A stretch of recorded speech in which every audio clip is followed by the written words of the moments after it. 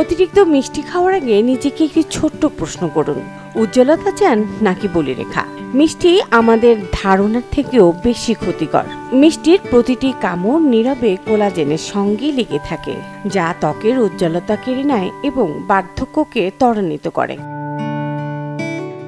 বাসাবাড়িতে মাঝে মধ্যে নানা খাবারের আয়োজন করা হয়। মুখরোচক নানা খাবারের পাশাপাশি অন্যতম থাকে মিষ্টি, যা কম বেশি সবাই খেয়ে থাকেন। তবে কেউ কেউ মিষ্টি অতিরিক্ত খেয়ে থাকেন। বছর জুড়ে কম খাওয়া হলেও উৎসব আয়োজনে কিন্তু একটু বেশি খাওয়া হয়। মিষ্টি খাওয়া শুধু ওজনের ব্যাপার নয়, এটি তারুণ্যেরও ব্যাপার। মিষ্টি ওজন বাড়িয়ে দেওয়া ছাড়াও ধীরে ধীরে যৌবন কমিয়ে দেয়।